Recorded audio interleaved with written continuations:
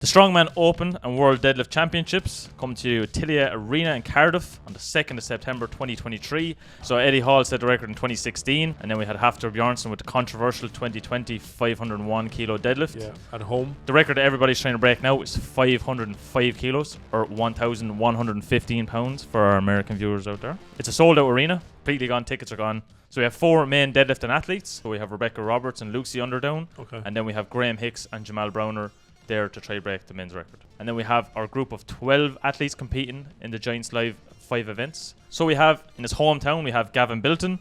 We then have the Englishman Shane Flowers. We have last year's deadlift champion, Rauno Heinle. We have Rob Kearney, Evans Nana, Austin Andrade, Luke Stoltman, Evan Singleton, Alexei Novikov, Ivan Makarov. Ivan Makarov. Very nice. Pao Dwyer. We then have Oscar Zielkowski. But now onto the main thing, the events. Yeah. So the whole thing with the show is based around is the max deadlift. One guy, in my opinion, that I think is going to get very close to that. Okay. And that is Jamal Browner. I think you're wrong. Makarov, if he's posting what he's posting. 490 kilos with a suit, yeah. With a suit. No calibrated plates, probably not a but calibrated still, bar. If he pulls 490, and of course, it wasn't very clean and nice 490, but still, that's really impressive.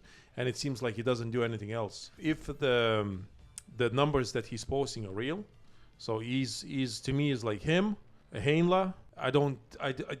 Jamal. The problem with Jamal is in all of his videos, he's not using the suit. 28-year-old traveling.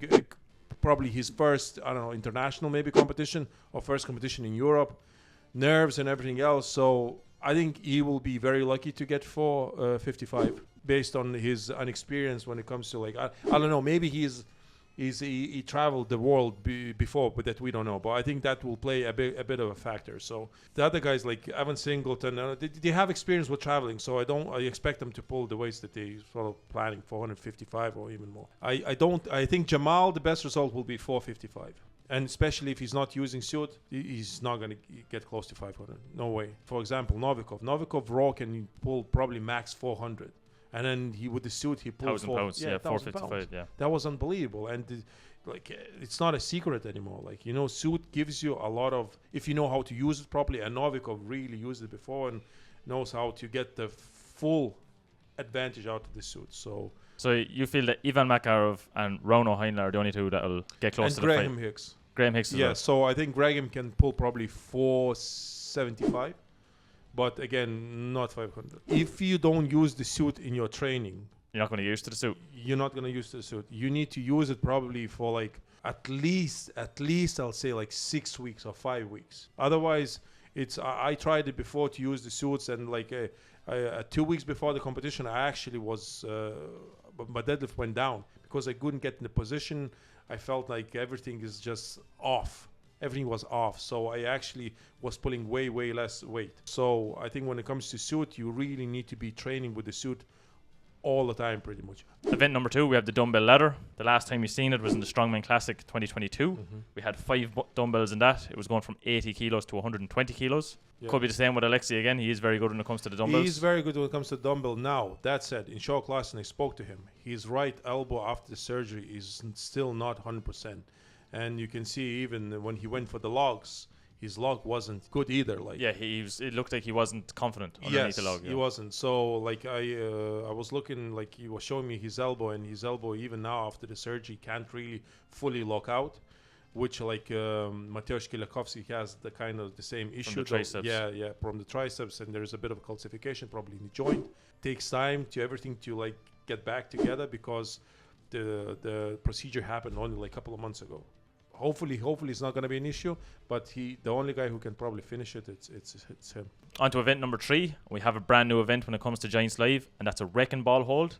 So we've seen the wrecking ball hold in World's Strongest Man 2022, 228 kilo wrecking ball, and Mark Felix set a world record at that time with 2 minutes, 20 seconds, 49 milliseconds. So they're going to use the same sort of setup as World's Strongest Man. Yeah.